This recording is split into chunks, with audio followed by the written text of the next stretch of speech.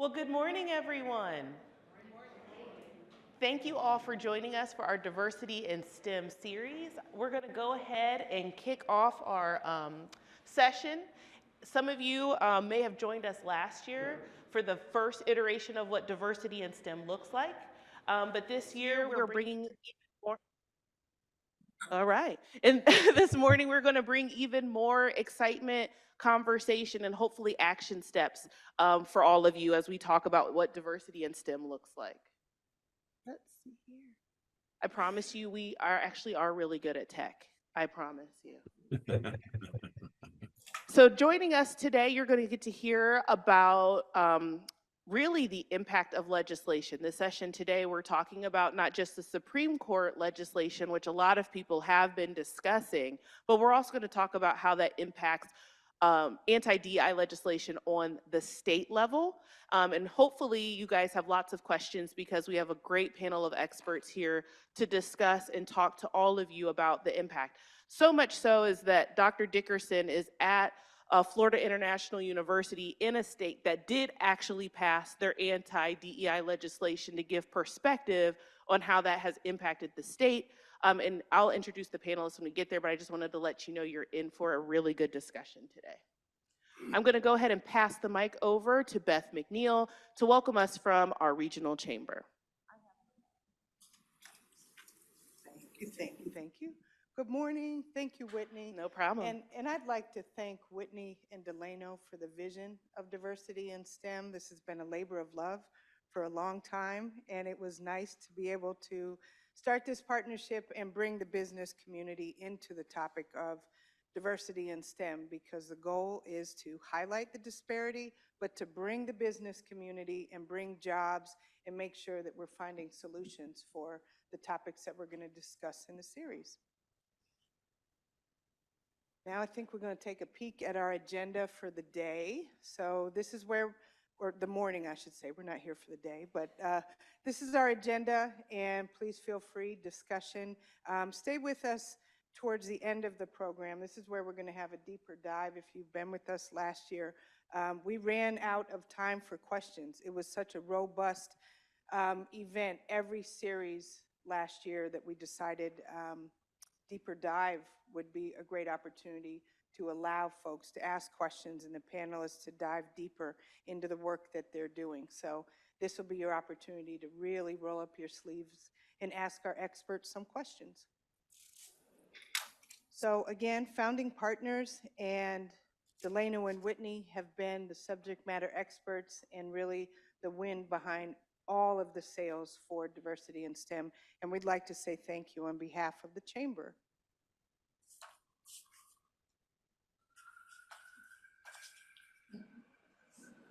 And if you haven't met Delano, Delano is here running all of our tech. Thank you.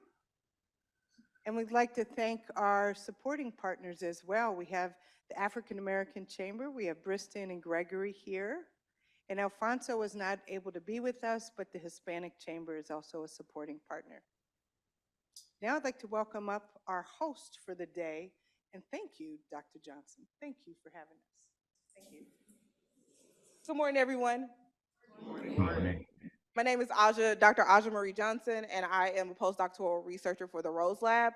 On behalf of the Rose Lab, we would like to welcome you to the Innovation Corridor. The Rose Lab stands for Removing Obstacles in STEM Education. Again, my name is Dr. Aja Johnson, and I'm the postdoctoral researcher. The Rose Lab, we focus on removing obstacles in STEM excellence. We're located in the Innovation Corridor, specifically in the 18 Digital Futures building across the way. And we're focused on mostly creating opportunities for students of color and students with disabilities to be able to engage in STEM at an equitable level.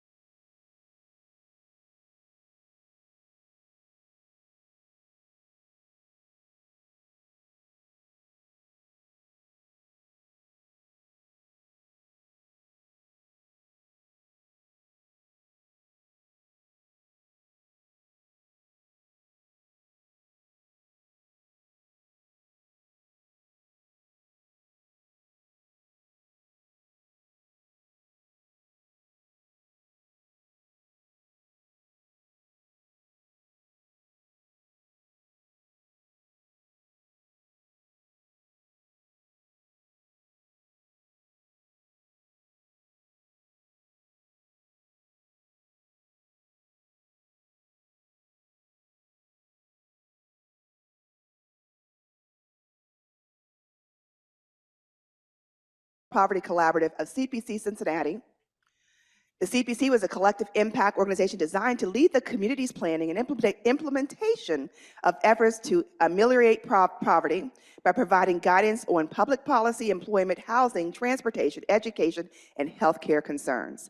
Dr. Bankston is known for collaborating and engaging others for the benefit of changing cultures, organizations, and communities to meet individual and group needs. She played a key role in the development of the Cincinnati USA Regional Chamber's Agenda 360, Diverse by Design Committee, having served as its first chair. As an advocate, she played a role in getting state legislation changed for distribution of medication for the charitable pharmacy established by St. Vincent de Paul and was a member of its founding board. She is founding chair and former member of the board of the Center for Closing the Health Gap and was intimately involved in the formation of this organization. So thank you and welcome Karen Bankston, PhD, who uses her knowledge and her experience to make a change. We love it. Next, we have Robert L. Bell, Director, Hamilton County, Economic Inclusion and Equity Department. Oh, there we are. He is on screen visiting us. We are having a hybrid event. Thank you. He's waved. You see him, and he looks lovely. Thank you. In January 2018, Robert Bell was appointed by county commissioners as Director of Economic Inclusion for Hamilton County, Ohio. His initiative called BOLD, Building Opportunities by Leveraging Diversity, is being implemented countywide to ensure inclusion and diversity becomes a priority in county operations, hiring and staffing, as well as in county procurement and purchasing practices. Roberts brings significant inclusion experience in Hamilton County. He headed the HUD-mandated Section 3 jobs and economic inclusion programs for the Cincinnati Metropolitan Housing Authority, CMHA, for over 7 years. He brings additional experience in program management, service effectiveness, economic development, teaching and training, and contract compliance from previous positions at Beach Acres, United Way of Greater Cincinnati, and the University of Cincinnati. Robert was named the Economic Inclusion Advocate of the Year in 2016 at the Midwest Regional Environmental Sustainability Summit. In early 2017, he received the National Merit Award for helping residents lift themselves out of poverty through the National Sherwin-Williams Painter Training Program. And later that year, his Building for the Future program was nominated as a national best practice by the U.S. Department of Housing and Urban Development and was awarded the National Award of Excellence by the National Association of Housing and Redevelopment Officials for his success in helping minority and women-owned businesses grow and prosper. Please welcome Mr. Robert L. Bell. Thank you. And up next, also virtually, sitting there eagerly waiting to be introduced, we have Daryl Dickerson. He's an assistant professor of mechanical and materials engineering at Florida International University. His technical research focuses on transforming multi-scale biomechanical and mechanical biological insights into biomanufacturing processes, enabling the creation of personalized, fully functional engineered tissues with a specific focus on inclusive science and engineering. This work connects to Dr. Dickerson's broader vision to make engineering spaces more diverse, more equitable, and more inclusive, which includes education research focused on faculty-driven institutional transformation.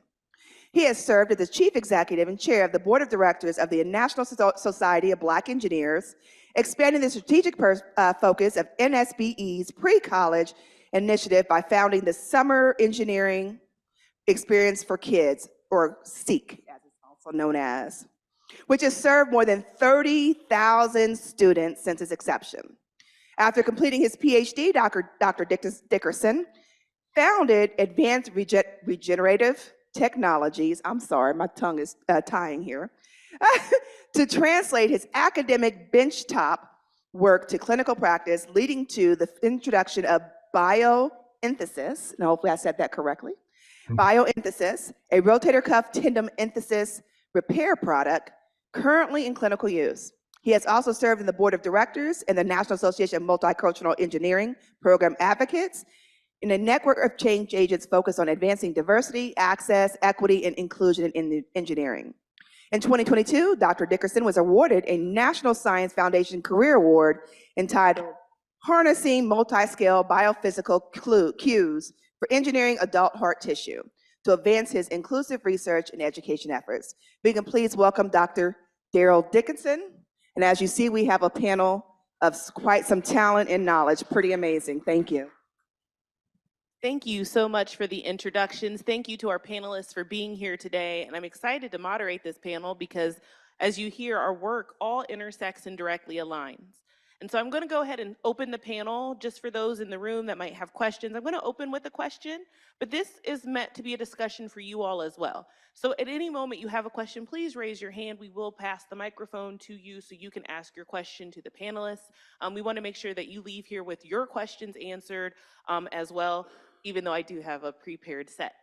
So to get us started, I'm going to ask about the big question. Why is it even important to talk about the anti-DEI legislation when we're talking about STEM access? Why do we care about this anti-DEI legislation?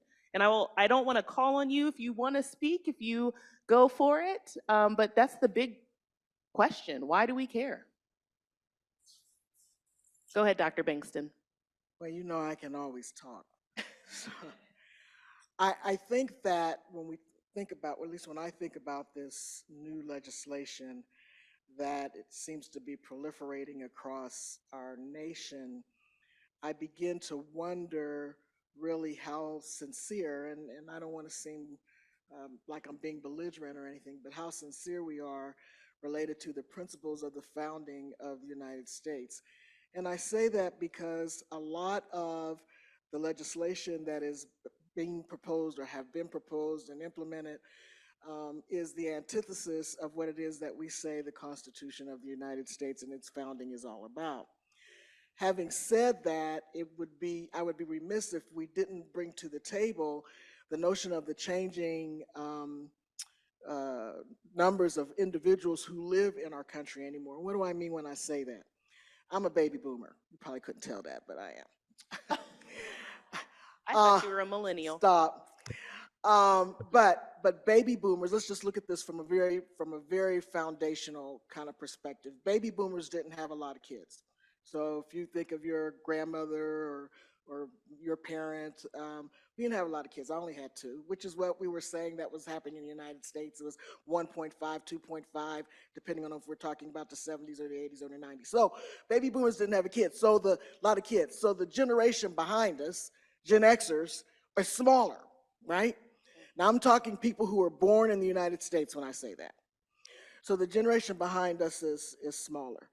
And Gen Xers didn't have a lot of kids, right? Some Gen Xers had no children. And then we move on, and we're starting to see the new millennials, in the late 20s, starting to have some kids. But the fact of the matter is, the U.S. born population has shrunk. So we've got that issue. Second, we have been debating the whole notion of whether or not we allow or disallow people who come from other countries to come to the United States to live, work, and grow, right? And that has historically, I'm not talking about how they got here, why they got here, that's not the issue, but historically has added to our population, right? So now we have proposed legislation, etc., that says, well, we don't want any immigrants, even though this country was based on the whole notion of immigration. So when we hear people say, and I hear it every day, we don't have enough help. I don't care what industry you're in, there aren't enough workers, there's not enough workforce. We find it's because we did it. We did it in terms of the population. So when I think about it from a STEM perspective, we know that means that we need individuals who are really strong in math and science and things of that nature. And then we think about smaller populations and economic challenges, education not to par to meet the new needs that America is going to need into its future. So for me, the legislation does not pay attention or has not paid attention to all of the environmental influences in our country that have impact on individuals being able to work and live and grow and play and go to college or go to tech school, wherever they're going. We haven't paid enough attention to that. And I believe that is one of the issues that are going to get in the way of our being successful at this long term, and why we all need to be concerned about diversity in STEM. Thank you. Daryl or Robert? Daryl, you want to go first? Yeah, I'll jump in and just um, add to what was just eloquently stated. Like the legislation that is being put in place is intentionally restricting access to opportunities for a broad swath of students, but particularly those who have been historically excluded from the opportunities of education, higher education, and then access to higher paying STEM careers. And so I think that's the crux of this. So when we think about what America is supposed to be about, what the United States states the the founding principles and the ideals of this country are, is that, if you're within this country and you have the opportunity to be as great as you want to be, and you have access to the public systems to allow you to reach your goals. But what we know is that structurally within the United States, that's just not the case, right? We know that historically it has not been the case, and we don't have the systems in place to be able to get there. And so the DEI structures, programs, policies that have been put in place are pathways for us to work through those structures, or navigational paths that have been put in place. And what's being done with this anti-DEI legislation is to knock away those paths, to make more restriction to the opportunity that the US is supposed to provide. And in doing so, then it actually reduces our economic competitiveness, our global competitiveness, our political acumen as a country. And so all of those things come together. And if we take a step back and try to think about this logically, the result should be that, well, this doesn't make sense. This doesn't make sense for us as a country. It doesn't make sense for us economically. So why are we doing it? And then we should then ask our questions, what is the reason? What is the true reason for this being put in place? And I think we're going to have more discussion about what that true reason is, and then how we navigate that. Thank you. Robert. Thank you. Yeah, I can't really add much to what the doctors said, because that's actually true. I was just thinking as we were talking that, even in me, I think I was being a little bit idealistic with thinking that this would not happen again, because it historically has happened every time. Since the end of slavery, civil rights movement and everything, these are called backlashes, and they're common in this country. And we just have to understand that I used to think, well, I won't have to go through what my parents went through. Yes. But that's not true. And I think I should get on myself for believing that. You know what I mean? Because they went through a lot. And we owe them. We owe them to address these backlashes and these anti-DEA legislations, and continue to push forward the progress we have made. We have made the commitment we are not going back. You know what I mean? I know I have, and my friends have, and everybody I know has, who are in this field. And we have to just be persistent and diligent, and refuse to go backwards at all. Thank you. I will say that there was a point in the answers that we touched on economics, right? It was sprinkled in all of these responses. And I'm going to push this back to you, Robert, and kind of go in reverse order. But what is the economic impact of this anti-DEI legislation? Well, it is horrendous, because we've already suffered the economic impact of just not being a truly diverse country, and not allowing all parts of our community to develop to their fullest potential. We've been suffering that impact for hundreds of years.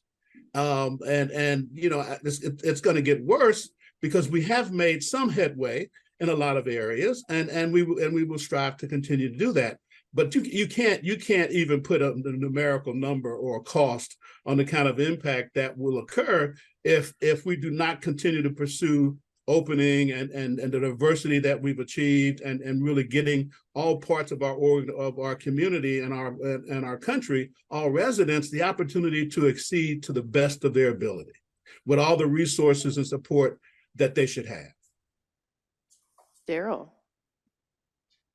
Yeah, so I think about this at both the micro level and the macro level, right? So let's talk about the micro individual level. So we know that education is a pathway to economic prosperity because the higher your educational degrees, the more opportunities you should have in place. And you know there are racial disparities that are associated with that, as well as gender disparities. But generally, you know, when you have more education, you have more access to be able to be prosperous in your life. And that has an effect on your life and your children's lives and you know, future generations. And so when we restrict the pathways of individuals to be able to achieve educational success within STEM fields, then we're highly restricting their ability to be able to be individually economically successful.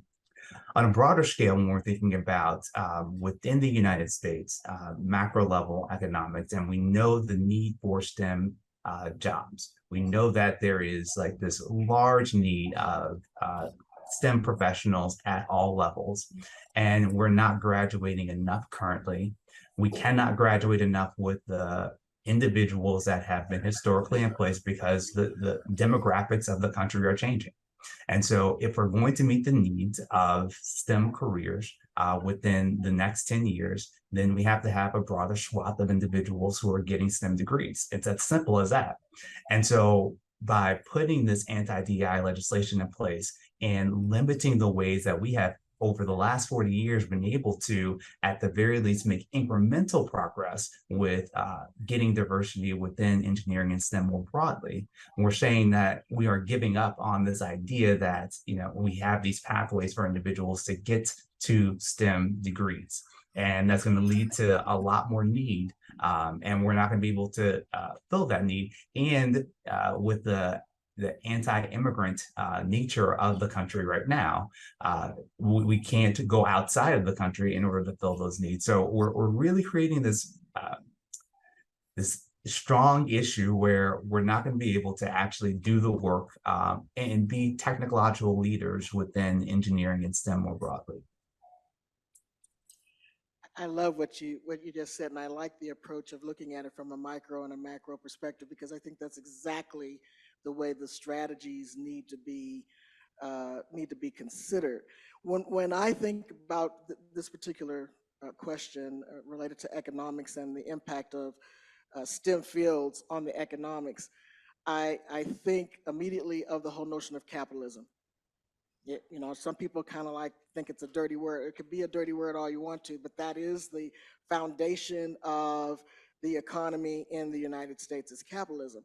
And with it comes rights and rules that organizations and individuals are allowed to operate under that have an impact at both the micro and the macro level. As he was talking about, you know, having the right number of people going into the programs in order to be prepared for the jobs of the future.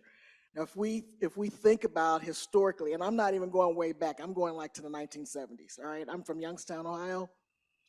And in 1970, when I graduated from college, the steel mills closed. 1977, September the 1st, 5,000 people lost their jobs on that day. We as a country, because that then started happening all over the country. It wasn't just Youngstown, it was every place, right? Wherever there were steel mills. But we as a country were not prepared for the next level of technology that was beginning to be developed. So subsequently, let's fast forward through into the 90s. You know, we have all these, you know, computers didn't come to the 90s. I always tease people that when I went to graduate school, I was on a typewriter. We didn't have no computers. But all of those things came into the 90s, and guess what? We didn't have people who were prepared in the United States to do that. So we allowed for, supported the immigration of people from other countries who were ahead of the United States as it relates to technology, right? Then we said, wow, what has happened here? So we began to refocus the education. If you recall, in the 90s, in the first part of the turn of the century, lots of changes in the educational realm as it relates to what science and math was going to look like, K through 12, and then post-secondary, in preparation for what we finally had opened our eyes to And that was, we hadn't prepared our society for this new technology. So now here we are. And this legislation, and I'm just going to talk what I know about here in Ohio, has not only implications as it relates to who has access to programs and whether or not they have funding for their programs, it also impacts or has implications for the higher education workforce. Some of you may or may not know that. I know there's some faculty in here, they know this. They know that the legislation that's been proposed puts limits on what the faculty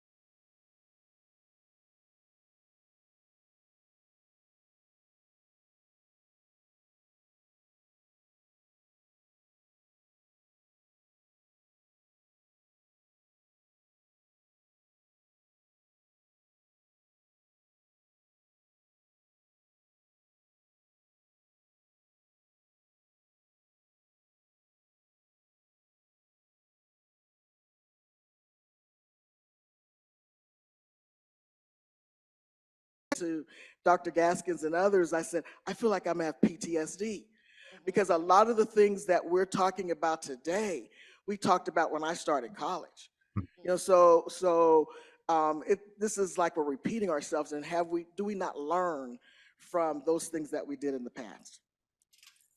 So you brought up how states across the United States are starting to introduce this legislation, which is why we're excited to have Dr. Dickerson here with us, because unfortunately, you're in a state that has successfully passed anti-DEI legislation. And we would love to hear from you.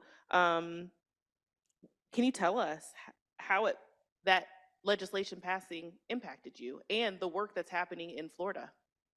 Right. So let's talk about the contours of legislation, because I think it's really important to know that the legislation has some broad parts to it that deal with the idea of having individuals who are dedicated to diversity, equity, and inclusion on campuses, so that staff, programs, and offices, whether or not one has DEI training in place in order to deal with the many often unintentional and unconscious biases that lead to and reproduce the structural issues that we have in place, whether or not one can ask for diversity statements for hiring, and also affirmative action programs generally.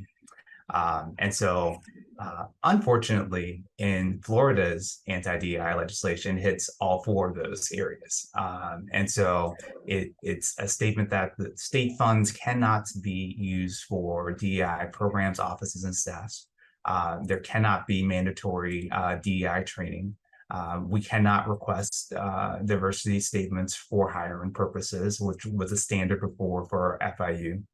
Where we would ask for diversity statements for any faculty candidates, and there can't be affirmative action programming. And so I think there's the immediate sort of effect. So when we first started talking about this, or this was first sort of in the ether, we'll say a couple of years ago, there were whispers about, well, you know, this is a phase. So this is going to pass, because this is going to eventually just go away, because these things come in waves and people get loud, and then it goes away. But we're past this point now, was the common refrain. We are past this point now. And let me just tell you, we're not past this point, because now we have this legislation that has been signed and in place. Here it's Senate Bill 266. And what it did initially and immediately was to have a chilling effect on you're thinking about your work. And so my work sits within a technical space, but also specifically within the diversity and inclusion space. And the questions I ask are, can I actually do my work here? Meaning, can I do the kind of research that I was promised I could do within this space? And to a certain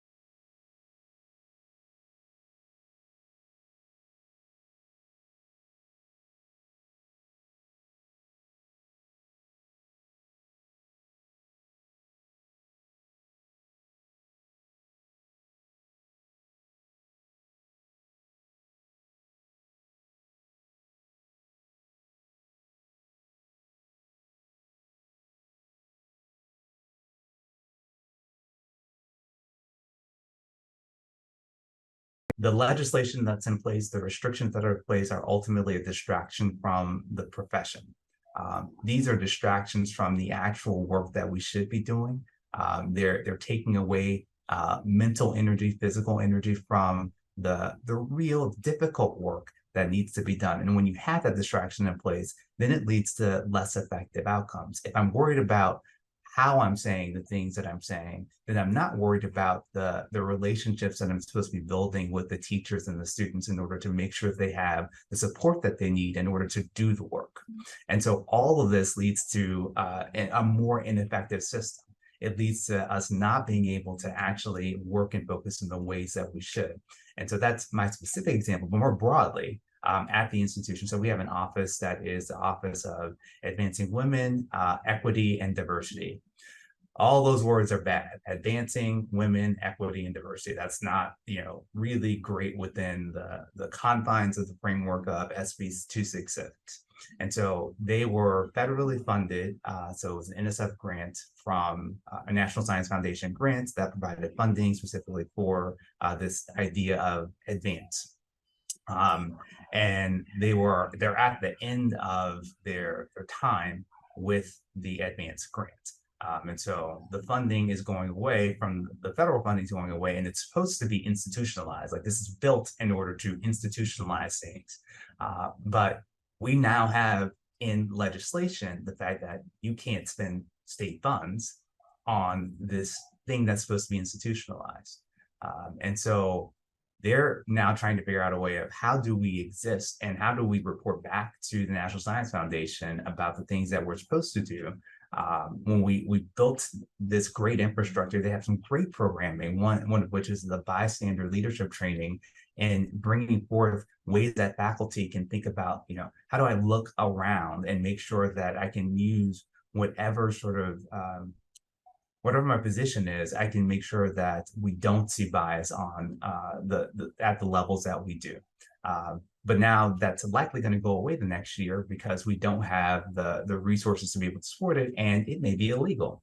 All of these things again take away from the advancing of the institution to making it better, to actually meeting and the ideals that we espouse. And so it's really frustrating to be within this sort of system and have to try to navigate that when I actually just want to do my job. I'd like to just be able to do my job, and what I was promised when I came here. I want to just say for our audience, if in case you were not aware, in the state of Ohio, it's Senate Bill 83. And Senate Bill 83 passed through committee yesterday and should be going to the House today. Today, they're going to take it up to for see vote whether today. or not, and it has very similar statements as he just described, including that universities can't have women's programs, LGBTQ programs, race, ethnicity, religious programs. All of those things would be illegal. I just want to point out too that the strategy is very clear. Last week, they said the bill won't pass because we don't have enough support. And those who were monitoring that bill started to relax because they were like, okay, we don't have to continue to apply pressure to not pass the bill. And as we started to relax,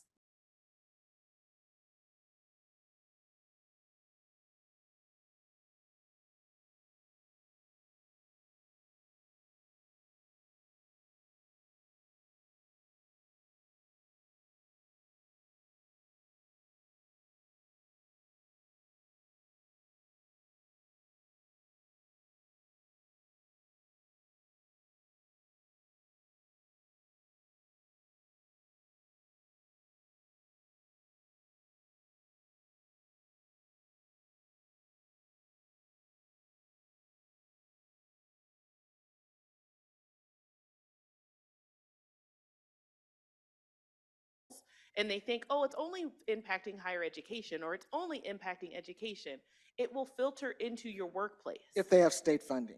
If they have state funding. It's all about the economics. It is. If you have any type of state money coming to your business, even if you're a vendor, okay, right? That counts.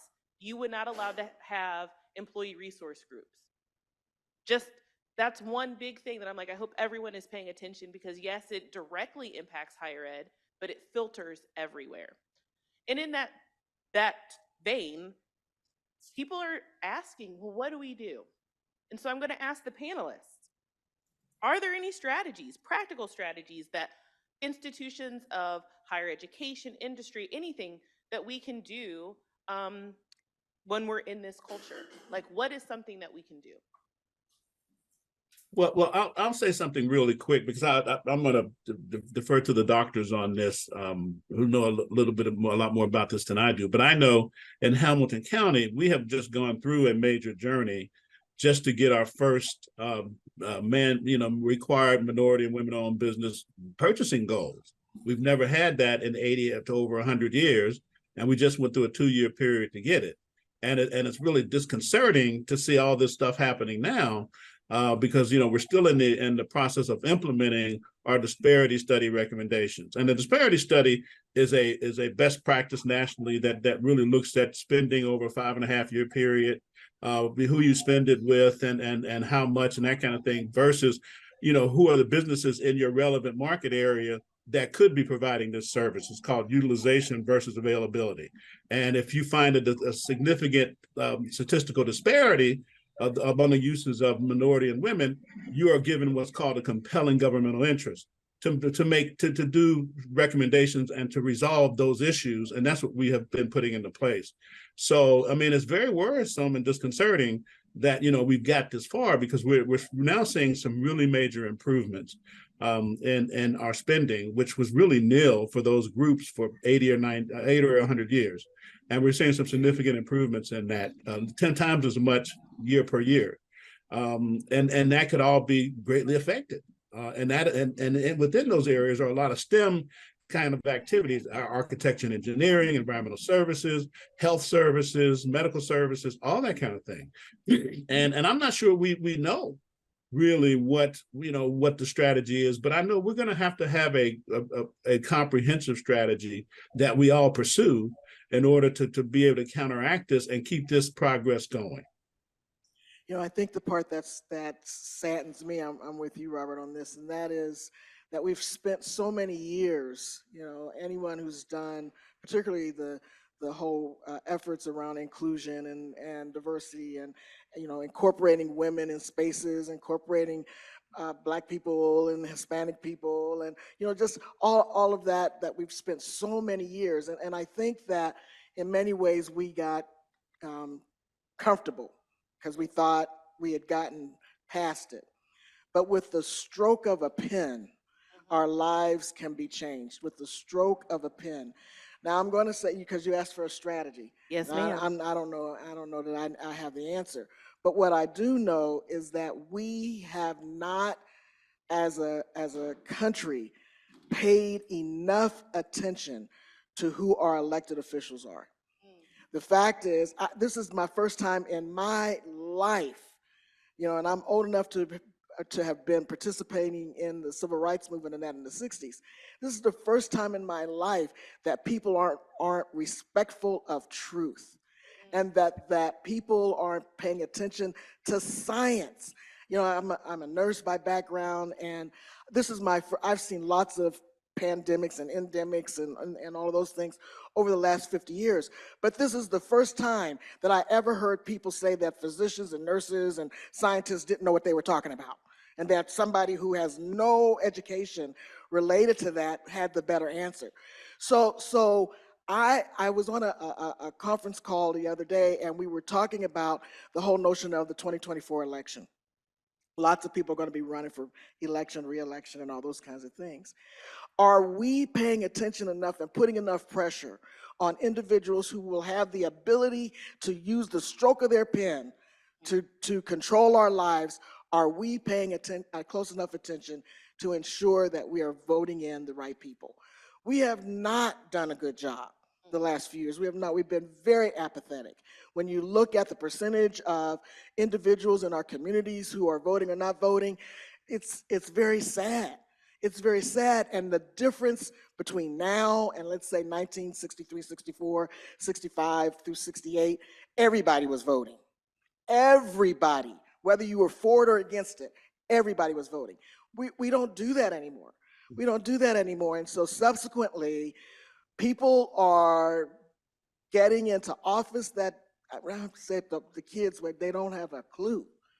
You know, they don't have a clue, and it has serious implications for everyone, not just some people, serious implications for everyone. And so I think beyond registering people to vote, because that's what everybody always say, we got to get folks registered for, that's great. And I think that communities have done a great job registering people to vote, but we need people to vote. We need people to vote, and we need them to understand what's going on, what they're voting for, what the implications are, how it's connected, et cetera. Because I don't think that, well, I know that I've spoken to people about Senate Bill 83 and they didn't have a clue. I'm like, well, it's about to change our lives if that thing passes. It's about to change. Yes, it does impact higher education, but not just higher education. Any organization receiving state funds or federal funds through their state can be held to these new rules. And I will say, Senate Bill 83 is only one of the bills. We actually had a forum yesterday at the University of Cincinnati in the College of Engineering and Applied Science. The provost came, and there was a question from the audience about a different Senate bill. Was it 183? 183, which would restrict the use of bathrooms for transgender people. And it's passing. Yes. So now people are going to be restricted on where they can go relieve themselves in their workplace. Like, I can't even, if you've seen the movie Hidden Figures and you remember in the movie, Katherine Johnson had to run over a half mile, it was actually longer than that, to go to the bathroom every day and then come back.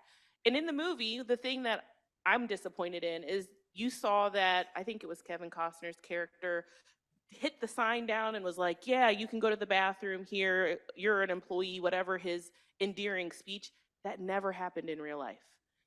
The whole time she worked there, she still had to always run to the bathroom. Do you know why they added that to the movie? They said when they tested it, white guilt was so high that they couldn't tell the truth because they knew it would upset audiences. So we can't even tell the truth in a movie about what really happened. She never was allowed to go to the restroom in that building. And we're doing the same thing right now to transgender people for we don't even know what reason. People are just attaching legislation to things that I don't even, why do you have time to care about where someone goes to the restroom? But they do. Yes. They have too much time. Way too much time. I'm like, I'm way too busy to care about restricting access to other people. Like, what are you guys doing every day that you live your wild, oppressive dreams? Yeah. It's Astute, and you've spoken and addressed now a couple of times as far as the state funding and the federal funding. Can you give us some examples of what that looks like and where those funds are actually being penetrated from and going to within private and public organizations? Did you hear her question online? She was Not asking for completely. actual examples of the funding restrictions that if the bills were to pass, and then Daryl, you could probably talk about this, like how it is restricting you in Florida. What are practical examples? Like, where do we see these state funds, those restrictions, and how that could hinder business? And the second part is, and then are we voting against those individuals who are passing and regulating those particular funds, or is there a way from a strategy and a strategic standpoint that we can be a part of that process so to not enable that to go? Well, let me ask that latter part. Many of the people that are on these committees and the ones that are currently in the State House that are voting in favor of these committees just got elected. So they've got a few more years. Mm-hmm. So it's too late for the ones that are already there, but we've got an election coming up in 2024, and there will be people that are going to be running in 2024. We need to be knowing what they're talking about now. Give it back to Yeah. them. We gotta follow the money, right? That's We right. have to follow the You gotta money. follow the money. That's Do right. either of you know how the restriction on state funding, some actual examples of how that could impact our state? So I can give a quick example. Our office of it's the Center for Diversity and Student Success in Engineering and Computing is its name. So it's a Center for Diversity, right? they're actually one of the major ways that companies are able to go about recruiting students, developing relationships with students for internships so that they can eventually recruit them to work. And without that structure in place, then there isn't a great way for companies to be able to reach in and do the recruitment of students. So it will cut off the ability to bring in new talent to companies. And I'm not sure that folks actually recognize that. This office is a mechanism, or these offices are mechanisms by which we're able to make the connection between companies and students for their professional development and eventually matriculation into jobs. And so without those offices in place, then you lose that connection. You have to create that in some other way, but the institution is not necessarily set up to quickly be able to do that. And that's just one example. A non higher education example here in the state of Ohio, there dollars from the federal government are sent to the states for the purposes of education, K through 12. And the state of Ohio has decided and determined that there will no longer be a Department of Education. So we are no longer having a Department of Education. The governor will appoint someone to be over education, and then the decisions will be made that way. A second type of state funding that has implications for construction vendors and things of that nature. There have been dollars that have been appropriated through the state's budget for women-owned companies and minority-owned companies, et cetera.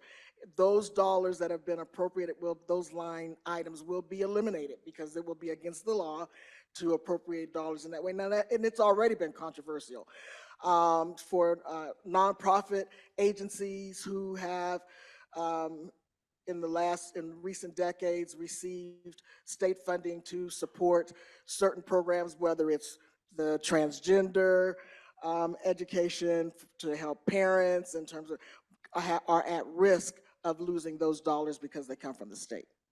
So think about programs that are for girls in STEM. Think about your employee resource groups. Think about anything that you have that is actually considered a best practice in your workplace that might be for a certain demographic.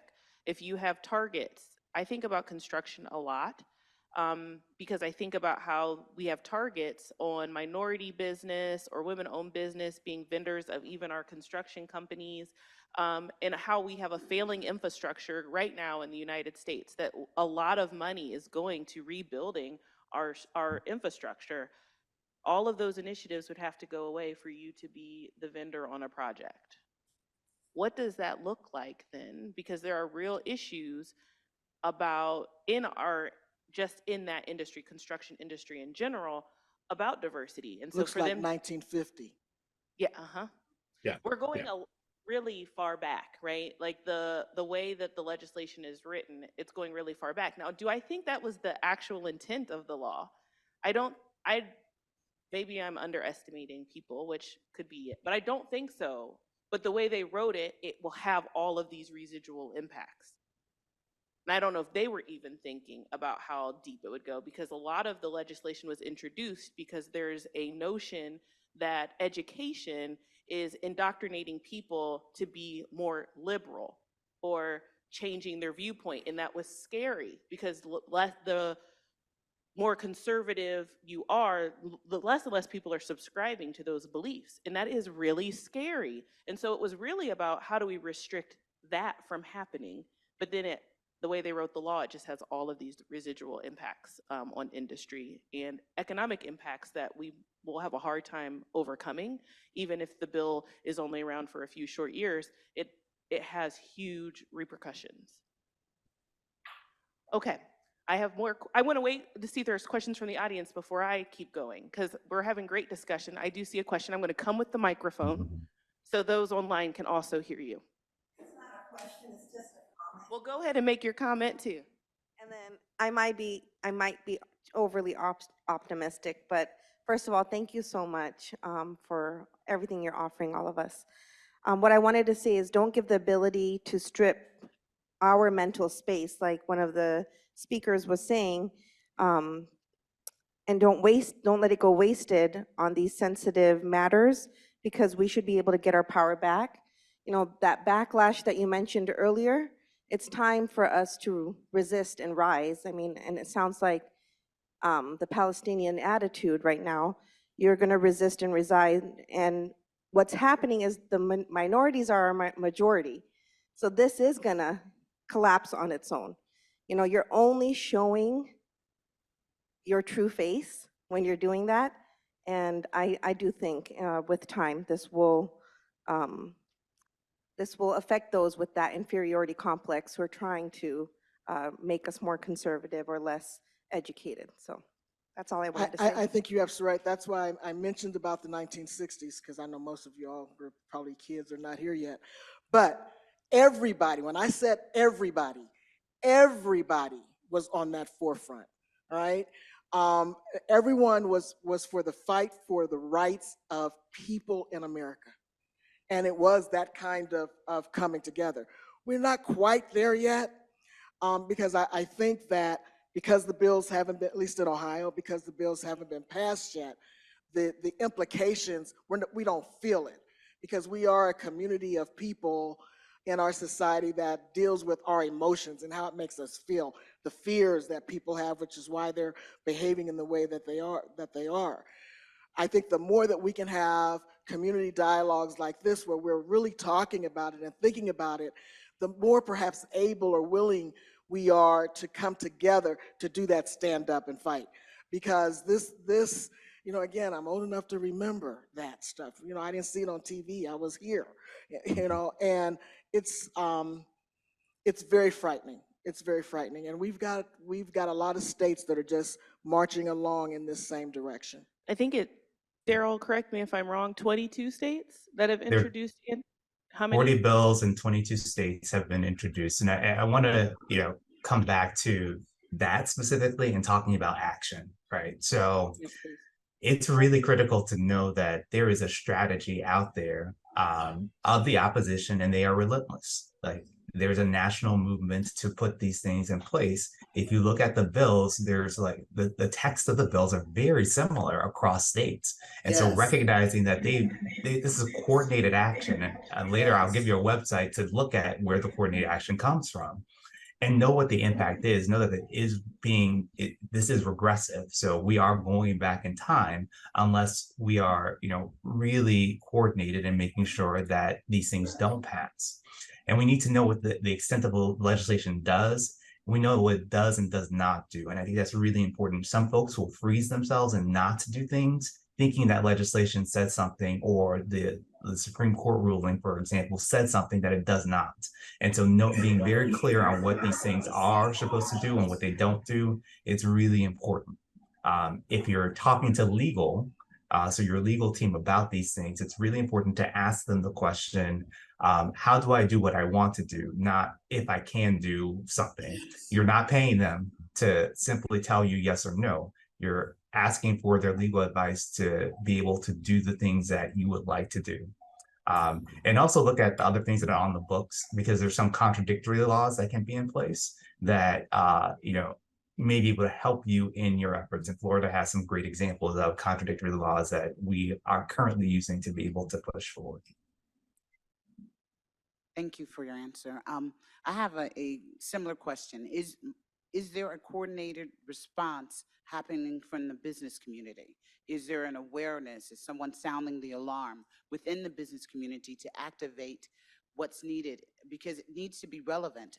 I came here just looking for information. However, this is very alarming, and there should be some strong response from our Black and brown and minority and women-owned business community.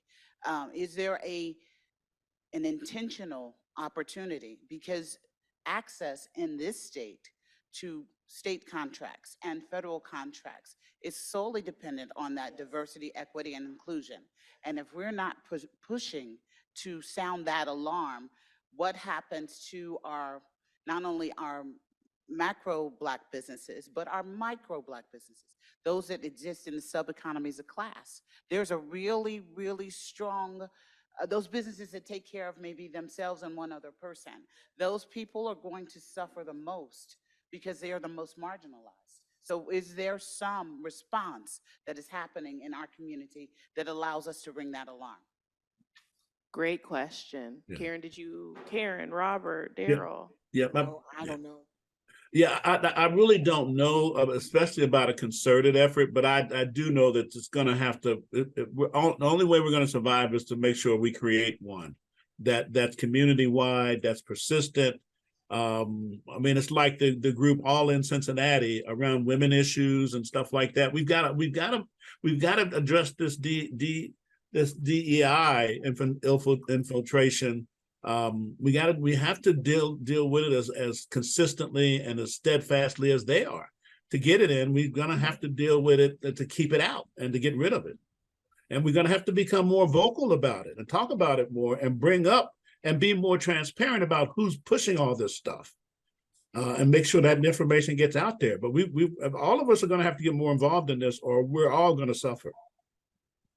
I think we have to learn how to chew gum and walk at the same time. You know, when I talk and think about, because I appreciate your comments, because most of the minority-owned businesses might have themselves and one other person. Most of them don't have any employees at all. But when I think about this, I know that everyone is so focused on, because of the economy and all those things, they're so focused on just getting their business done, that these kinds of things are often tangential to what it is that their main focus is. And so we really have to learn how to chew the gum, walk at the same time.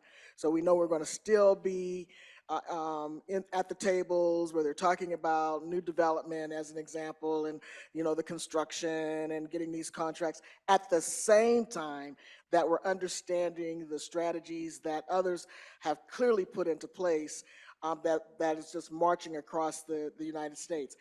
I have a bad habit of reading news online. It's a really terrible habit. And what's terrible for me is I read those ugly comments that are after the article. But what it has done for me is really helped me to understand some of the feelings and ideology of people who live in this region. And so I always share it with my friends who are in the legislative bodies here in the greater Cincinnati area. Say, look, did you know that there's like this group of people over there on the east side that this is what they're saying? And didn't they come up with their anti-DEI stuff at the school board out there? So we have to be diligent, and does it mean that we're going to do a little something more than what we would ordinarily do? Probably so. And are you saying, I'm so tired, I work all day, I understand. But if we are really serious about some of these things, then we have to get out and make those extra steps, because I am not aware of a coordinated effort locally as it relates to this stuff. I'm not aware, and I'm pretty up to speed on stuff. I'm not aware of that. I'll pass it to Delano in a second, but I want to say that the struggle with why we don't have a coordinated effort, you would think that people would want to come together to have one, is that this is almost to a fault. We're more optimistic. And so people are like, I remember ringing the alarm almost, I don't know when that was. I think I called Daryl upset, right? Like everything was, I'm like yelling. I'm like, Daryl, oh my gosh, is this happening? Blah, blah, blah. And I'm like trying to get people together. This is why we're even doing it today, right? This diversity in STEM series today. People are like, it's not going to pass. For some reason,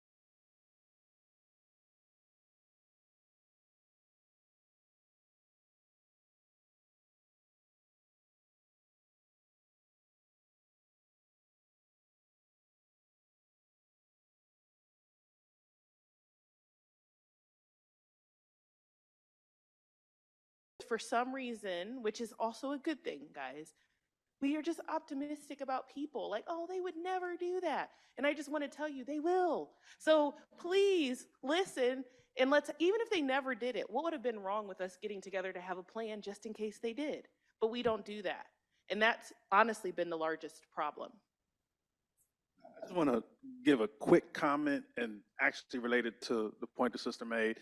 But I think one of the things, and I shared this, Dr. Gary May, who's the chancellor at California, Davis, he made a strong statement when the Supreme Court issue, and I send it to people I know are in faculty, like, is your president standing 10 toes down like this? Because if you look at a lot of the statements from the presidents, they weren't strong. They were kind of wishy-washy. And I want to read one quick paragraph. This is from Michael Drake, who's over the entire University of California system. It said, "We are disappointed."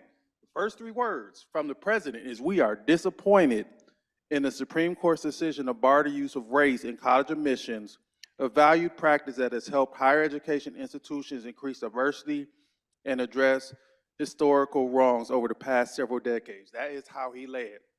So I think the point is that we assumed that everybody was on our side in this. So one of the issues we are facing, or are going to face, is that a lot of the companies didn't want to be doing this. They were dragged into this space where they just were doing DEI work for show. So I think one of the questions I will ask for Daryl, and Whitney probably can chime in as well because she works on campus. How much of the reaction do you think is based upon legislation, and how much of the reaction is based upon people who didn't want to do this stuff anyway and are using it as an excuse to get rid of programs? Oh, Delano.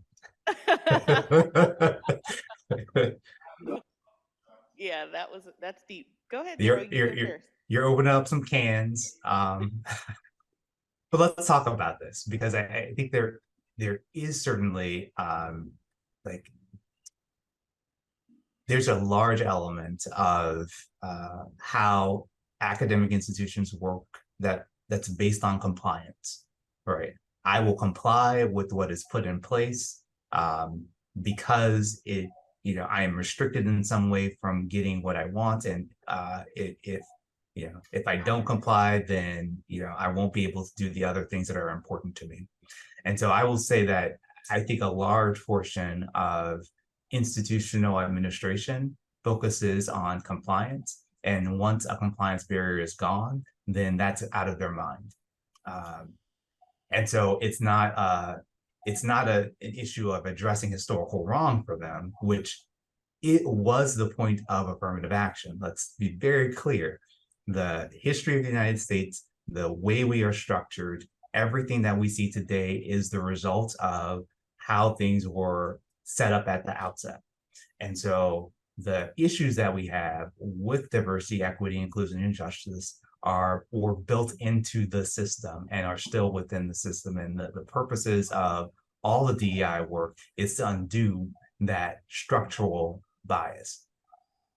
Folks don't actually care about the structural bias, or there are a large number of folks that don't care about the structural bias. They care about being in compliance. And so the response, I think, has to be, let's make them see that they are now still out of compliance in some way, shape, or form. And so that goes back to the point of getting the right people in place with the political power to be able to put forth what we think should be the right DEI infrastructure that is compliance, that forces people to do the things that we need them to do. Let's also have these kinds of conversations as a community and make sure that educational institutions are very tied to their communities so that the community knows what goes on campuses and can also provide additional pressures to those within higher education. Because without that, then we don't see the kind of action that we should see. But Dylan, I think you're absolutely right there. I think there's some folks that this is actually a mission of theirs because they see the importance. There are others who are just working within the compliance framework. I will say, for those who are like, how real is this? If actually was the Supreme Court ruling passing, there were institutions that fired their diversity, equity, and inclusion officers out of their college. If you, and corporate teams too, in those states, that's key number one to let you know if they were actually in it because they cared or if they were in it for compliance. Because I'm going to be honest, the Supreme Court ruling had nothing to do with diversity, equity, and inclusion programming. It was Nothing. literally about race-based admissions.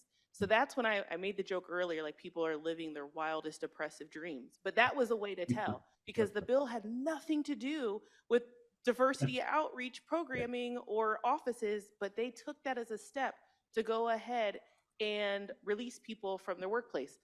That was your hint number one, that not everybody was on the side of care. I think that that whole notion of compliance versus commitment is what we're talking about. Yes. You know, I shared this with Whitney and Delano back, you know, when President Obama came, everybody, every company, everybody was getting a diversity officer. And I have some friends that have gotten those jobs. They're chief diversity officer of XYZ company, whatever. I said, you all better watch out for those jobs. Okay, watch out for those jobs because I've been a hospital CEO and here's what I know. I was committed to it and trying to change a culture to get everybody else, some few thousand people, to also be committed. What I learned is that everybody wasn't committed. Now, they said they were going to do it because I made it a policy. So they complied. But the whole notion of commitment means you've got to change. There's got to be that change. And in order to ensure that that cultural change begins to happen, there has to be an environment of accountability. And that accountability says if the behaviors of individuals as a part of your organization do not align with the values of your organization, what are you going to do? Do they get to stay? I'm doing some work with a hospital system in Cleveland, and they wanted me to coach one of their surgeons who was out of the box. And I said, well, I can certainly do that because one, does he know that he's going to be coached? Okay. Two, is he open to being coached? Yes, he's a surgeon. And three, when I tell you that he's not open to being coached and he got to go, are you going to let him go? Because I know he does surgery and surgery brings money to hospitals in case y'all didn't know that. So are you going to be willing to hold him accountable for the negative behavior that he presents in the operating room with the nurses in that operating room? Well, Karen, you know, we're not going to be able to. I said, well, then I don't want the consultation. Because if you are not willing to hold people accountable for the change, then all you're doing is complying. You're not committed. You're not committed. Absolutely. That's a bar. So I have a question for all three of our panelists because this is top of mind for me. So I get point of personal privilege with the microphone. In 2020, there was a wake of we care about diversity, equity, and inclusion because we all unfortunately watched the murder of George Floyd on camera and the world was at a standstill. And there was nothing but rallying support about correcting wrongs and getting us to a different place. That was only 3 years ago. What happened? What happened? How did we get here? How do we go from rallying support around DEI to this? And you might not have an answer, but I would love to hear your thoughts because we all have been in this space. That was literally only 3 years ago. Well, Go ahead, Doctor. No, go ahead, and I'll jump in But afterwards. just on a global level, again, we were idealistically thinking that was going to solve all our problems, and that these other parts did not exist. But I'm here to tell you, they always exist, and they will always exist. You know what I mean? But you know, and they go in waves. I mean, you know, that's our historical of this. That's the history of this country. That support goes in waves. But there's still a lot of people in this country that feel like there's not enough resources for everybody to have what they want. And that's the cultural piece of this whole capitalism thing and of this country. You know, that they're not willing to share all the resources. And you know, we're idealistic thinking that, you know, when things start going in our favor a little bit, that we've arrived, but we got to understand that it's always going to be like this. It's always going to be up and down. But we've got to have the commitment like our forefathers did and our parents and grandparents did, that we will not accept anything less than what the values of this country say is freedom for all. Mhm. Yeah, I think that's exactly right. So it is really important to note that anytime there is progress, there will be a backlash like that, because that is the history of this country. So we know that it will happen. I think Florida is so interesting in so many ways, and the Florida public system is really interesting because in 2020 there's a memo that was released by the State University Board of Trustees talking about the commitment that we have as institutions to diversity, equity, and inclusion, and listing out the strategic priorities of diversity, equity, and inclusion for the Florida higher education system. The state released this. And now 3 years later, we have on the books anti-DEI legislation signed into law and being executed by the same board of governors. Like the dissonance is incredible. There cannot be like starker differences in what you wrote in 2020. I think it was November of 2020 when they released this, and what they're writing November of 2023 right now to be able to implement the anti-DEI legislation.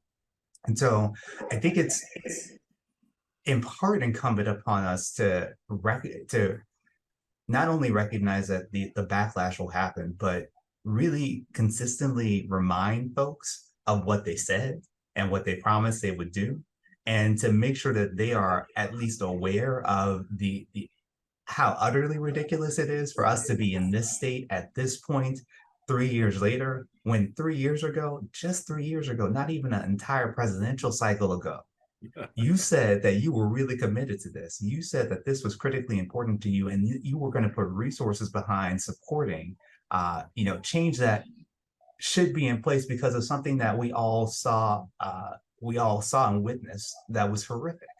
And you recognize that should have been a flashpoint to really make change. And so I think we have to remind them of what they said, what that time was like, and to also remind them that what we saw in 2020 was horrific, but it's been going on for a long time, and in many ways continues at different levels today. And so the restriction of opportunity that you're currently putting in place with the anti-DEI legislation and the policies and practices on campuses and beyond are creating even more divides that, if you would just do the right things, we could begin to heal. Absolutely. Dr. Bankston.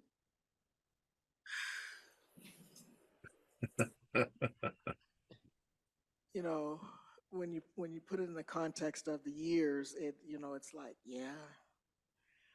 I think that we unleashed a group of individuals who were willing to stand up, right? In that 2020.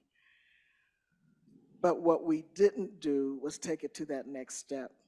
I can't emphasize enough the importance of ensuring that you elect the right officials, because there were elections in 2021. And during those elections in 2021, we turned over a lot of the seats of individuals who would have agreed with what we're talking about today. Poor Florida got a new governor, and with the stroke of his pen, he started fighting Disneyland. Whoever would have thought? I mean, you're going to fight Disneyland, but my point is that of the things that we have that are a part of the fundamental structure of how this country operates, the electorate process is one of the ones that has the biggest ability for us to be able to make a change. And we do not, as a country, as a society, operationalize our rights. And a lot of people died to get those rights, right? A lot of people died to get those rights. I mean, we have cities that were blown up, all kinds of things. But we do have them, and we do not exercise them. Again, when I listen to some of the rhetoric that individuals spew out, I'm thinking to myself, what are you talking about? And it kind of, makes me angry because growing up, we were always told, you go to school, you get a good education, work hard, all that. You all know that, right? Not really knowing at that particular point in time that there were people that didn't have to do that and still got the same thing that I got. So now we're at that place where here are all these people that don't have the same thing that I have, and they got more. And we're all acting like that's okay. So I don't know. I think that there is that fear, that backlash is grounded in fear of what they believe is going to happen. I did some research back before I retired, and the foundation of the research, the concept is called the kitchen table. So it's the theory of the kitchen table. And what the theory of the kitchen table is about is saying that all of us are part of our lived experiences and our lived journey. And that at that kitchen table, you for lunch or breakfast or dinner, you ask questions like, how was your day today? What did you see today? Well, did you know that grandpa said, and all of that, what do you talk about at Thanksgiving dinner? What did you talk about at Christmas dinner? And all of those kinds of things play a part in the way that we behave, think, and make our decisions and our values, right? And so I think that what's happened and what happened after 2020 is that everyone began to focus on those things that were important to their small piece of the world. This whole notion of inclusion and belonging, and I think belonging is the one that we really need to talk about because we don't have any of it. But that whole notion of inclusion and belonging went by the wayside. People certainly were focusing, everybody got all these jobs, the DEI jobs, etc. But most of it was around this whole notion of fairness, whatever that looks like for you, but not inclusion and belonging. And that's gotten in the way, I think, of being able to move forward. Yeah, Thank if I you. can, I Yeah, want to go go for back it. really quickly, just build off that point and Mr. Bell's point from before. We are really in I don't know, we set things up within this country as though there isn't enough for everyone. Like this scarcity mindset is really damaging. And it's part of, why this is being driven forward, because we're thinking that there isn't enough for everyone. And there's some people who don't deserve things. But I deserve things more than these other people don't deserve things, although I don't talk to these people and I don't know them, but I think I deserve them more. So I have to make sure to restrict their access to things. And we got to deal with that. Like, there's no reason that we all can't be successful and we all can't be prosperous. There is no reason whatsoever other than how we construct society. And so we have to make some decisions about, what this looks like and how it can change so that everyone can feel like they can be prosperous and not at the expense of someone else. Absolutely. Absolutely. Absolutely. There's no sense of belonging. Yeah. This whole being inclusive, we're not really, because you might get something that I'm supposed to have. So I'm gonna keep you over here. Yeah. Mhm. Well, I just wanted to say thank you to all of you for joining the panel today. It was a great panel discussion. I just want to say we value your insights, your thoughts, and thank you for giving us so much information today. So round of applause for Dr. Dickerson, Dr. Bankston, and Mr. Bell. Thank you. Thank you very much. I am going to pull up some slides because we do have a spotlight that we want to discuss as we're talking about diversity, equity, and inclusion. We do want to spotlight something that we are doing in the state of Ohio, especially here in the city of Cincinnati. I'm going to bring up Delano White to talk about the Women of Color in Tech initiative that we have. So, Delano.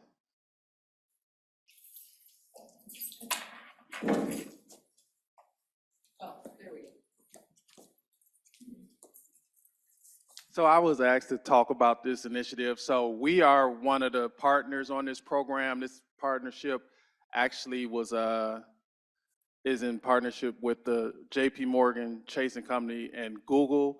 and it's led by the chamber. So I'm actually filling in for Jessica Wright. And so this initiative, there are actually 4 organizations that were asked to partner with the chamber and JP Morgan and Google to actually work.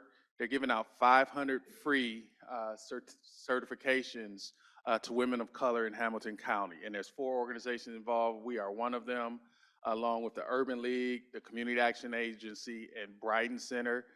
So the goal is to increase economic mobility for women of color in the region. So again, we're excited to be one of the partners in this initiative. And each organization holds different advantages to participate. So one of the benefits of our program, because Whitney's actually studied this and actually does work around this, we actually offer childcare services. So if women need childcare services while they're doing their certifications, we're in Digital Futures, so we open up our space where you can come into Digital Futures, and we'll have childcare services while you're there. So this is a great initiative. They're giving out 500 free Google certifications, and from what I could tell, people are really jumping on this opportunity because I think they had like 300 people sign up almost immediately. So if you are interested, the QR code is up here, and share that because again, I won't get anybody in trouble, but every time that they have asked for more certifications, they have boosted that number. So sign up early, have your friends sign up, and then if you hit that number, maybe ask for more because Google they've been willing to train people. So it's a great opportunity. So I can ask questions about the program in general, about how we're offering program, and then if you're interested in working with one of the other 3 organizations, I can actually connect you with them as well. And on the screen, you can see what certifications are listed. So if you're wondering like, well, what thing can I learn? They're listed here under the certifications offered. So you have options, which can put you in a whole different career trajectory. So excited about this initiative.